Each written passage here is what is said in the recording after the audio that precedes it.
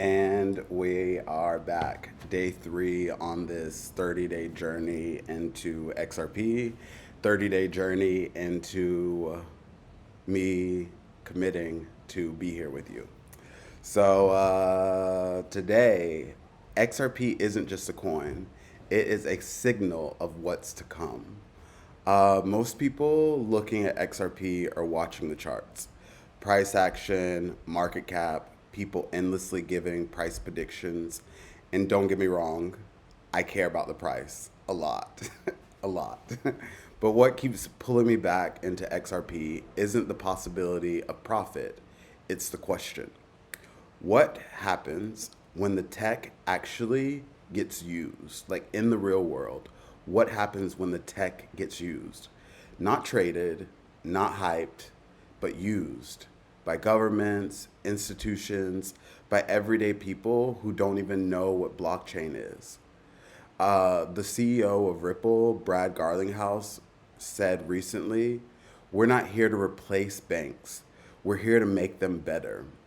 That tells you that the mission isn't destruction, it's transformation. When I think about other projects like Bitcoin, which at its core base was created by its white paper to move money from peer to peer effortlessly, that goal has not been met. Bitcoin is too clunky, too expensive, too energy consuming to actually perform this task. Over the years, what Bitcoin has transformed into is to be a store of value, meaning because it's scarce, there's only a certain amount that has been created and no more can be created. There's a scarcity problem with it, which increases the volume. And there's nothing wrong with something changing its form of what it is, but Bitcoin wasn't created to do this. And this is why I'm so impressed with XRP, because they're actually headed towards their goal and they're doing everything they can to accomplish this goal, which is to move money effortlessly. And they're constantly adding to the programs on their system. So, what haven't we seen yet? In the real world, what we haven't seen yet is real usage, meaning banks using it, institutions. We haven't seen real world adoption just yet. Not really, and not at scale. Right now, crypto's biggest use case is still trading. It's speculation. It's the idea that if I put this money here, it will grow and expand. But actually, the money working, the technology working, there is a technology behind Bitcoin or behind blockchain in itself. But XRP and the XRP ledger weren't built for speculation. They were built to move value, like the internet moves data. So, what happens when that begins? What happens when money doesn't just sit there? It moves. And it doesn't just move, the money actually works. What happens when audit trails aren't pulled from filing cabinets anymore? They're live, real time, transparent. We live in a world where people expect everything instantaneously, except their money. And that's not a coincidence. Swift was founded in 1973. It's a messaging system, not a payment system.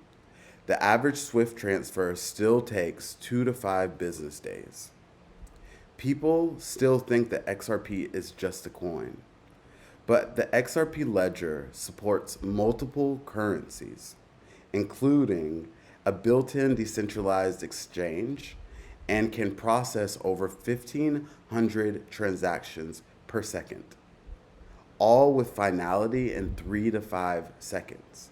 I know sometimes we might think about, well, the world is moving faster. I can send money with Venmo or with Zelle or any of these other apps. But one, those are centralized to places like America. Two, even if you send money on these platforms, you have to have a bank that you upload the money to, which have to have an account. You then have to transfer your money to this system, and then you can send it within the system. You then have to offload this money and then transfer it back to your banking system.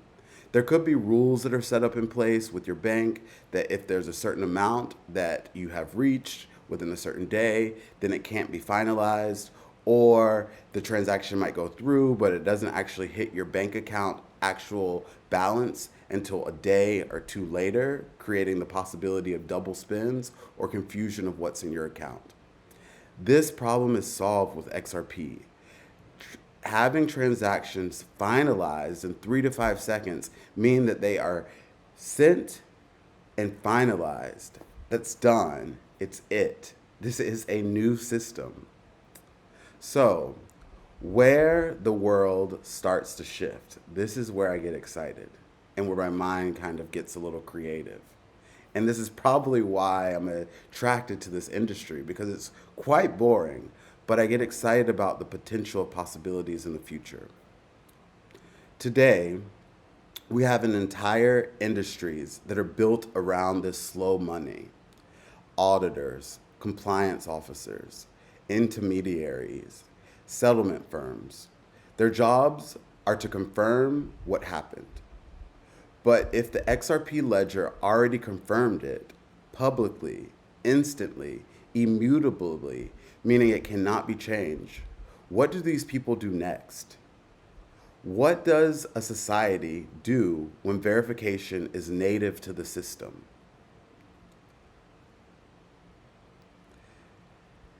When you swipe your card, it can take up to 72 hours for the transaction to settle behind the scenes. With XRP, it's 3 to 5 seconds globally. That's not a feature, that is the foundation of the system.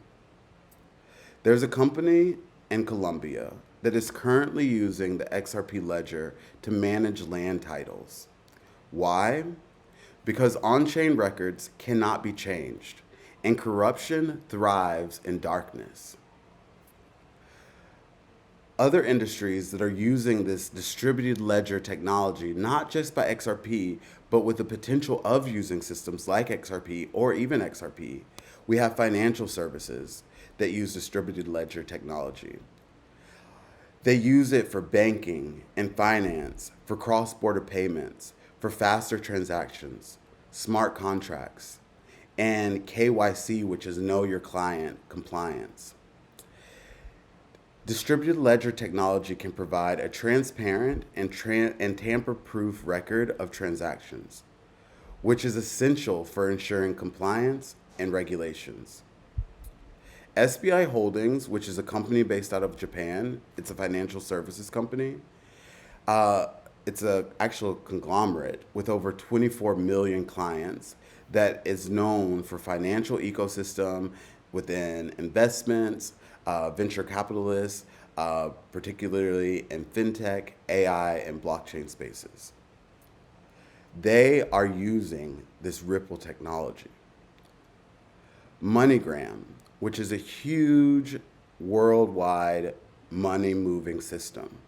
They had already partnered with Ripple and XRP to use their technology. But because of the SEC lawsuit, which is the Security and Exchange Commission in the United States, this partnership has been paused for the time being.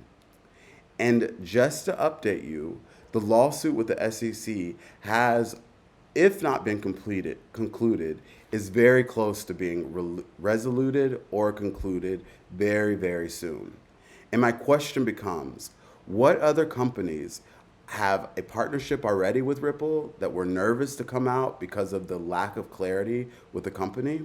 Or what other companies that are trusted and huge within worldwide ecosystems, what other companies are interested in working with Ripple but haven't had the courage or the ability to step out with this interest because of the unclear legislative stance that Ripple currently has? Again, this lawsuit is almost all but over, which we'll go into in coming episodes. The Bank of Japan and the Saudi Central Bank are also discussing using Ripple technology. The way Ripple moves information and money, it would also require that not only these huge banks and financial systems use these products, but they'd have to have other partners or other colleagues, bank colleagues, that were using this type of system in order for it to function in an appropriate way. So it's either all or nothing with Ripple, in my opinion. We have seen where the use case of a blockchain has not been met, and hence the purpose or utility has shifted to fit a new narrative, which I believe is what happened with Bitcoin, as I mentioned earlier. Will this also happen with Ripple?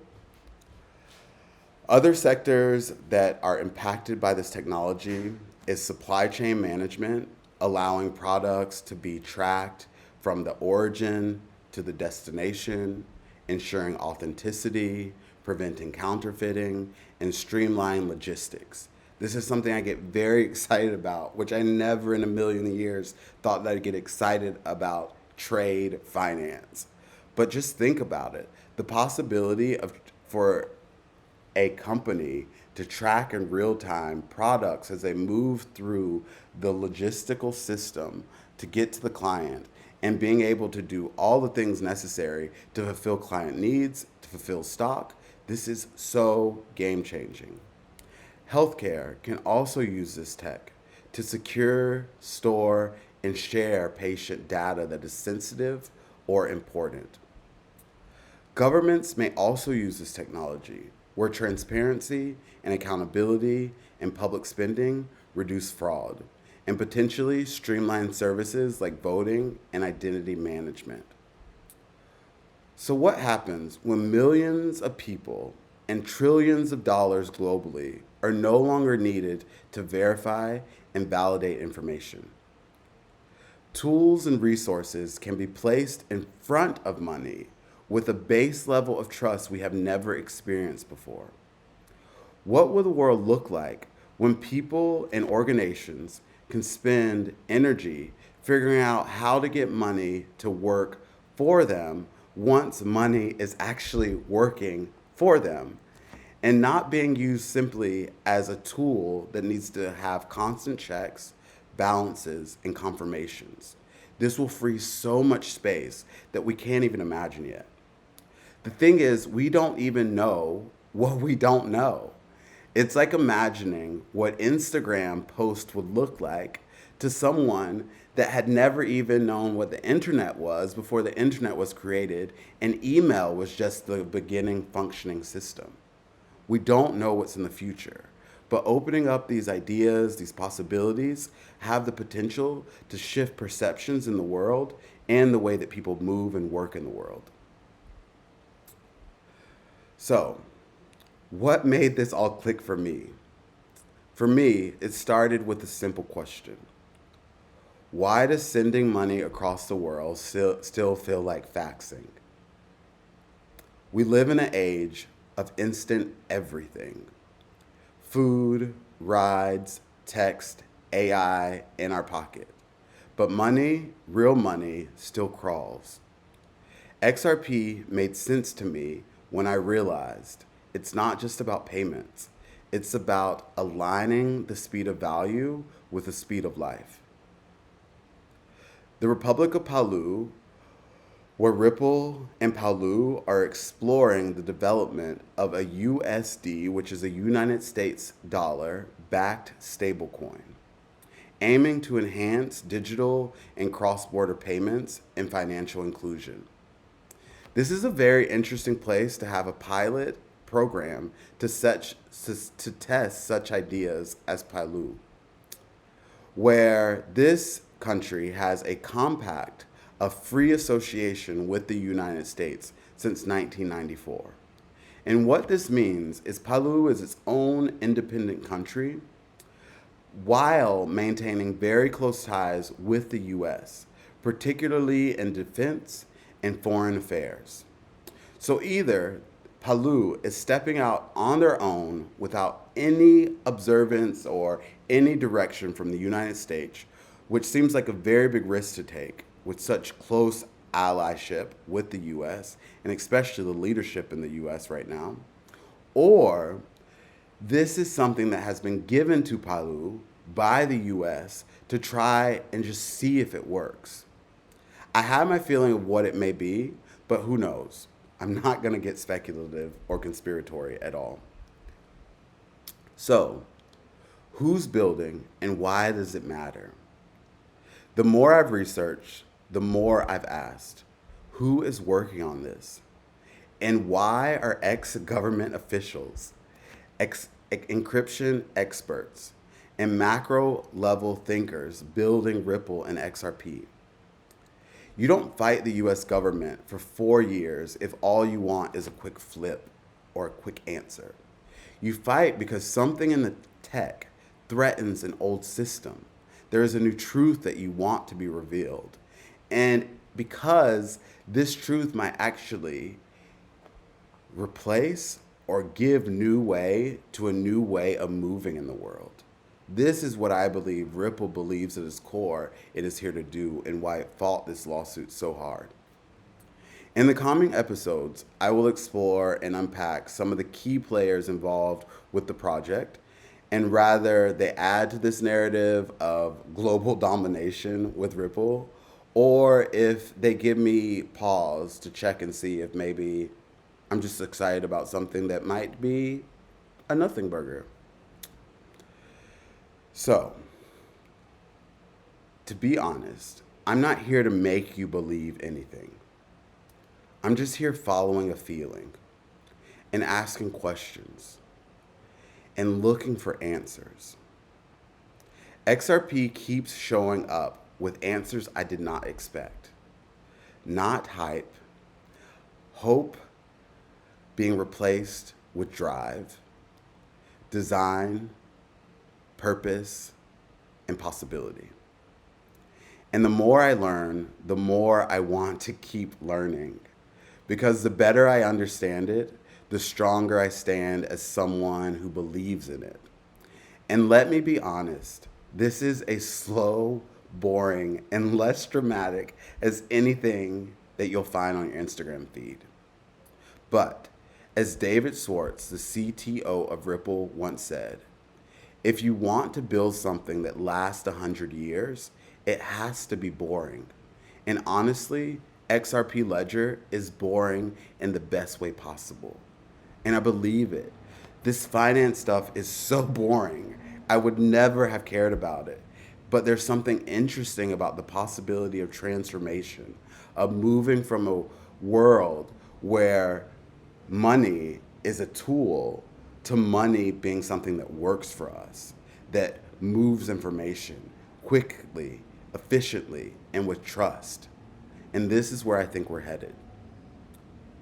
If XRP is ever used at scale, at the scale it was built for, the world won't notice at all, or at least they won't notice all at once. But the people who understand what it means, they'll be ready. And that's why I'm trying to become one of those people. And that's what I want to keep exploring with you. So I'll be back for day 4 tomorrow. Thank you so much for joining me. Please like, subscribe, leave a question, a comment, see where we go on this journey. But I'm so excited that you joined me, and I'm so excited that I'm taking the time to do this for myself. And till tomorrow, I'll see you then. Bye.